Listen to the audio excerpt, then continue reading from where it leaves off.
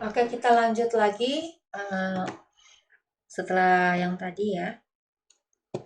Sehingga persamaan si sigma Q atau muatannya adalah permitivitas O0 dikalikan dengan eh, ini tadi rumus si sigma Q, yaitu integral tertutup dari medan listrik kali seluruh luas permukaannya yang bidang tertutup tadi. Nah, rumus ini adalah merupakan dari si matematis dari hukum Gauss. Yang mana hukum Gauss itu hukum ini ya, rumus ini dimanfaatkan untuk bisa mengukur atau mengkuantisasi medan listrik yang dihasilkan oleh muatan-muatan yang memiliki struktur simetris ya. Artinya medan listrik yang misalnya panjang yang tak hingga atau kontinu. Begitu juga dengan yang ini kulit bermuatan. Begitu juga untuk yang lainnya. Di titik tapi muatan titiknya banyak ya. Kita lanjut lagi. Lanjut lagi tadi tuh nih. Contoh untuk muatan garis tak hingga. Ibu percepat aja. Hukum Gauss-nya yaitu tadi sama, jumlah muatannya bisa diukur dan dikuantisasi dengan rumus sama kayak tadi. Permitivitas 0 dikali integral tertutup bidang S dikali atau integral tertutup bidang S dikali medan listrik sepanjang lintasannya. Ya. Ya, dengan didefinisikannya selubung Gauss atau S dalam bentuk silinder, maka perhitungan sebelah kanan bisa digunakan untuk menghitung fluks yang menembus permukaannya. Ya, ini tadi kita langsung ke sini. Contoh nih.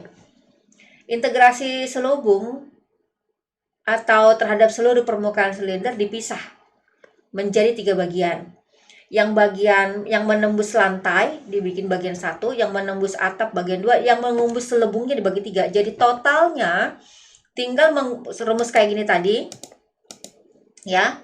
N0 sama integral terbuka ya, ini kan tertutup integral terbuka, jadi ini dibagi menjadi ini. Satu bagian dibagi menjadi 3 bagian. Yaitu rumusnya sama, N0 dikali integral dari bidang 1 medan listriknya, yang menembus medan listriknya. Ini juga sama, integral N0 dikali integral bidang 2 antara medan listrik yang menembus bidang 2, begitu juga yang ketiga. Ya. Integrasi terhadap lantai dan atap hasilnya 0 karena itu tadi apa? Tegak lurus. Ya, artinya karena tegak lurus jadi flux yang ada di sana itu 0. Mau nggak mau yang mewakili hanya yang selubung doang. Yaitu ds rho dikali dz kali dv dikali yang ini. Arah vektornya ke rho. Sehingga rumusan untuk bidang yang muatan tak hingga dalam silinder adalah sebagai berikut. Nih, setelah diturun-turunkan, ini ya limit batas limit kiri dan limit kiri. Nah, ini limit kiri dari persamaan Gauss. Kedua hasil itu dimasukkan dalam persamaan terus langsunglah. Jadi kita pakai rumus rho L dibagi 2 pi N0 dikali rho dibagi rumus yang ke arah si rho. Jadi untuk menghitung menghitung flux listrik dari bidang yang tak hingga, kita tinggal pakai rumus yang ini. Begitu juga yang kulit bermuatan, ya. Bagaimana kalau satu kulit ini semua bermuatan Q, artinya kita menghitung muatan-muatan yang ada di sini. Sama seperti tadi, rumusnya itu medan listrik yang komponen radialnya, yaitu si medan listrik yang ke arah R, yang mana yang ke arah pi dan theta itu 0, itu tadi karena tegak lurus. Sehingga kita langsung aja ke rumus akhirnya ya. Jumlah muatan yang sama dengan N0 dikali tadi itu sama, dua integral. Bidang yang ke arah radial, R kuadrat karena dia bidang bola, R kuadrat kali sin theta dikali dp, sampai akhirnya hasilnya menjadi N0 dikali ER R sini adalah medan listrik yang ke bidang R dikali R kuadrat dikali 4Pi. Sehingga nilai R ini adalah K dikali Q per R kuadrat.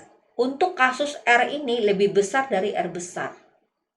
Jadi kesimpulannya, tidak ada medan listrik di dalam kulit. Di luar kulit ada dengan ketergantungan berbanding terbalik dengan kuadrat dari jarak titik pengamatan ke titik pusat berbentuk bola ya. Jarak titik pengamatan itu R kecil, titik pusat bola itu si R besar. Akan tetapi, jika muatan tidak terdistribusi secara homogen, maka di dalam kulit mungkin saja ada titik-titik yang memiliki medan listrik selain nol. Oke, lanjut. Bagaimana kalau muatan listriknya di tiap titik tapi titiknya banyak nih? Tuh, apa banyak. Sama. Ya. Kita tinggal menghitung di tiap titik-titiknya aja. Ini rumusnya sampai ke bawah. Kita langsung aja ke latihan soal ya. Mempercepat ini juga pemahaman. Contoh nih. Ada sebuah bola. Jari-jarinya R. Ya. R kecilnya, jari-jarinya itu bola berjari ujung, ini R besar berarti ya, 1 cm, dan memiliki muatan 5, 10 pangkat min 6 kolom. Hitung E-nya, E itu berarti kuat medan. Kalau ternyata ya, titik kuat medannya itu 2 cm dari pusat bola. Ya kan? Nah, karena berjarak 2 cm berada di luar bola, kan bolanya 1 cm. Jadi kalau 2 cm dari pusat artinya di luar ini dong. Makanya kalau dia di luar bola, maka akan menggunakan persamaan ini. Si tadi itu. K/Q per R kuadrat. Ini. K/Q per R kuadrat. Rumus yang ini tadi. Nih. K/Q per R kuadrat kalau dia berada di luar bola. Ya. Ingat itu. Nah, tinggal dapat. Nah, kalau 0,5 kan di bawah 1, berarti dia berada di dalam. Baru kita pakai rumus sama aja ini K, Q, R, baru ini pakai apa? Pangkat 3. Ya.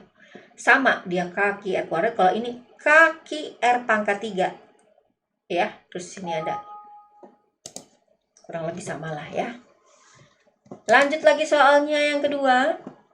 Tentukan muatan bola dan volume. Muatan bola berarti muatan total ya dalam volume. Dia minta hitungan Q dalam bentuk yang volume. Volume itu berarti apa? Panjang lebar kali tinggi, panjang lebar artinya 3 sumbu X, Y, Z. Yang mana katanya sumbu si X itu 0 sampai 1. Si Y 0 sampai 1, si Z 0 sampai 1. Dengan rumus rho-nya ya 30X pangkat 2Y. Karena ini ada 3 berarti DX, DY, DZ tinggal diturunkan. Bagaimana kalau hasilnya pembatasannya diubah menjadi dari minus 1 sampai 0? Untuk sumbu Y. Yang lainnya tetap, tinggal sumbu Y-nya diganti jadi berapa? Minus 1 ke 0 diturunkan. Kurang lebih ternyata sama ya. Hasilnya sama-sama 5 kolom. Besar muatan totalnya. Lanjut lagi. Tetapkanlah jumlah muatan. Sama. Kalau sama juga. Total muatan dalam volume ini juga sama. Total muatan dalam volume. R-nya 1 sampai 2 ya, dengan rho-nya 5 cos pi kuadrat pi per R pangkat 4. Kita udah tahu tadi rumusnya apa? Kalau si bola kita pakai apa? Rho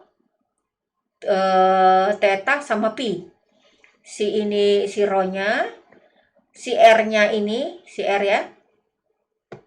Jadi berarti ini kali ini baru sin ini rumus ini ya. Yang kalau ini custom sesuai soal, yang ini rumusnya ya. Si ibu gedein dulu. Si ini memang bola kalau untuk jumlah total volume ini ya. Sin Q ini udah kayak rumus lah gitu. Nah, tinggal diintegralin. Ibu anggap sih kalian sudah bisa lah integral IPA 3 ya kan. Kita udah belajar di analisis vektor. Ibu udah nggak ngajar, kita udah nggak mundur lagi lah ya. Oke.